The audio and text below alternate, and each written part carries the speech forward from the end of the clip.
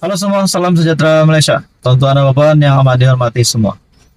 Selepas hangat diperkatakan ramai orang berkaitan dengan keputusan pilihan Rakyat Kecil Dun Pelangai, walaupun sebelum ini ada yang mengatakan Perikatan Nasional mampu untuk mengalahkan calon dari Barisan Nasional, namun akhirnya secara rasmi diumumkan kemenangan untuk BNPH bagi PRK Dun Pelangai.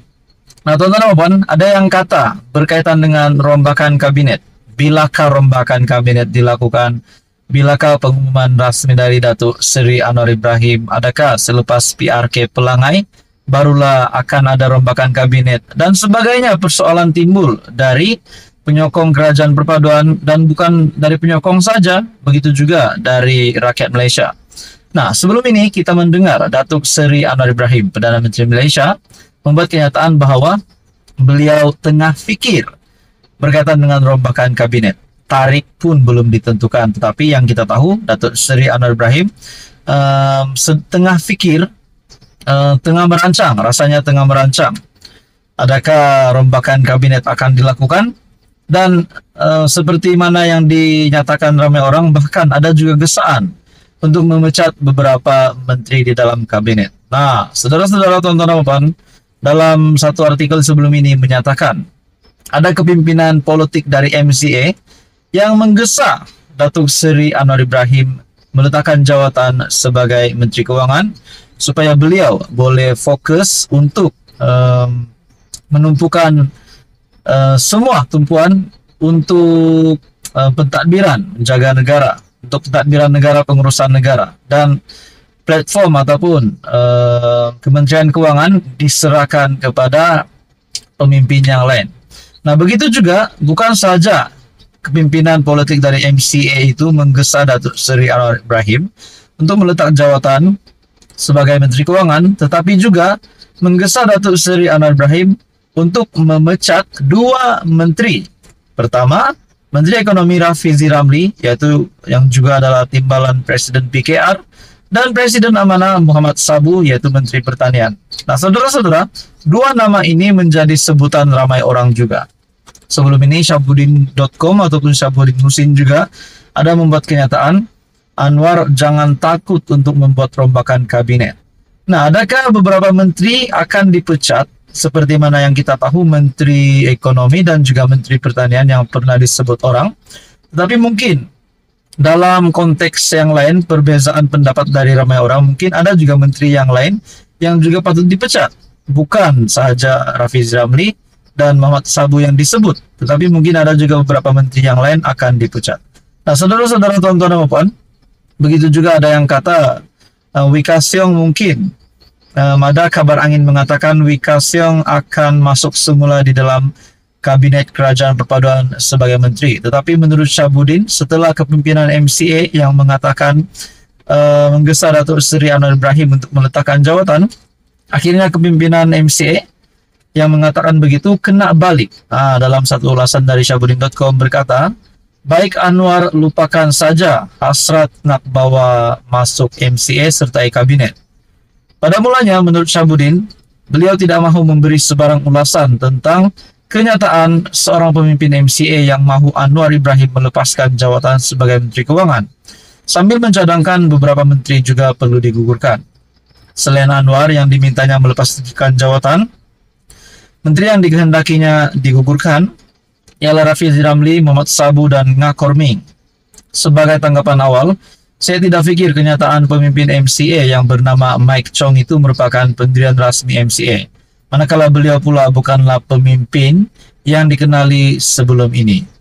Dan di akhir ulasan dari Syahbudin berkata, jika tiada penafian daripada MCA sendiri dalam waktu terdekat, jika tiada penafian, lebih baik Anwar lupakan saja hasrat mahu membawa kembali Wika Siong menganggotai kabinet.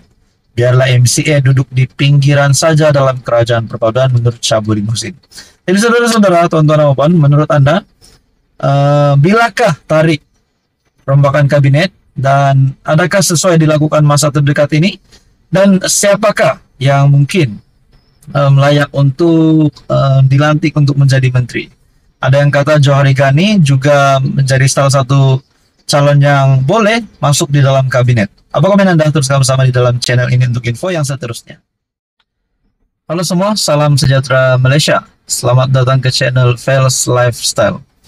Tonton dan puan yang amat dihormati semua, seperti yang kita tahu, sudah rasmi diumumkan kemenangan kepada Barisan Nasional ataupun merangkap Kerajaan Perpaduan BNPH untuk pilihan raya kecil Dun Pelangai baru-baru ini. Sudah pasti kita menanti apa yang dikatakan oleh pemimpin-pemimpin besar daripada Perikatan Nasional, khususnya Muhyiddin Yassin sebagai pengerusi Perikatan Nasional. Nah, tuan-tuan dan puan, dalam pilihan raya kecil Dun Pelangai ini, sekali lagi Kerajaan Perpaduan melalui BNPH telah membuktikan bahwa Kerajaan Perpaduan masih relevan ataupun gabungan BNPH, PHBN ini adalah satu gabungan yang relevan dan kubu kuat Barisan Nasional Dun Pelangai masih dapat dipertahankan. Namun tuan-tuan dan puan, akhirnya Muhyiddin Yassin dalam sebuah kenyataan, mungkinkah ini hanya untuk menyedapkan hati? Dalam satu artikel, BN gagal tambah sokongan di Dun Pelangai walaupun menang, kata Muhyiddin. Nah, saudara-saudara yang amat dihormati semua, mungkinkah ini kenyataan Muhyiddin untuk menyenangkan hati pengundi PN di Pelangai dan juga menyenangkan hati penyokong-penyokong Perikatan Nasional walaupun telah rasmi kalah untuk pilihan raya kecil Dun Pelangai? Mungkin ada yang kata, adakah pilihan raya kecil Dun Pelangai dibatalkan? Setakat ini tiada lagi sumber yang mengatakan pilihan raya kecil Dun Pelangai mempunyai satu pelanggaran undang-undang sehingga kan keputusannya sudah resmi itu dibatalkan ataupun ditarik. Setakat ini tiada lagi berita tentang itu, tetapi yang kita tahu Barisan Nasional sah sudah menang di PRK Dun Pelangai. Namun kata Muhyiddin di sini, BN gagal tambah sokongan. Mungkin bagi penyokong-penyokong Barisan Nasional, penyokong-penyokong Kerajaan Perpaduan, mungkin rasa lucu dengan kenyataan Muhyiddin Yassin ini. PN mendakwa keputusan PRK Dewan Undangan Negeri Pelangai yang menunjukkan Barisan Nasional gagal menambah sokongan, tetapi hakikatnya tetap menang. Dalam artikel ini kerana kata pengerusi PN sendiri Tan Sri Muhyiddin Yassin, BN telah bergabung dengan Pakatan Harapan dan seluruh jentera serta sumber kerajaan dikera secara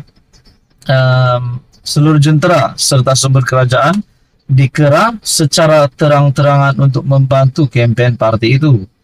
Jelasnya, walaupun PN tidak memenangi kerusi tersebut, parti itu menunjukkan pencapaian yang lebih baik berbanding PRU ke-15 dengan mencatatkan peningkatan sebanyak 1.115 undi. Malah katanya majoriti yang diperolehi oleh BN pula merosot daripada 4.048 dalam PRU 15 kepada 2.949 dalam PRK. Saya percaya seperti mana tren dalam pilihan raya negeri dan siri pilihan raya kecil sebelum ini, tidak berlaku pemindahan undi, vote transferability yang ketara antara PH dan BN. Sebaliknya, yang berlaku ialah peralihan sokongan kepada Perikatan Nasional, terutamanya dalam kalangan pengundi Melayu.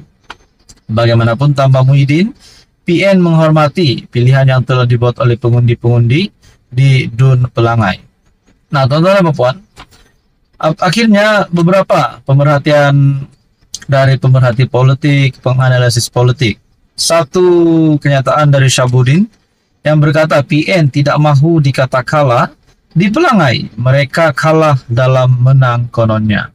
Nah, tuan-tuan dan puan, menurut kenyataan Muhyiddin Yassin bahwa Barisan Nasional terdapat peralihan undi dari Barisan Nasional kepada Perikatan Nasional.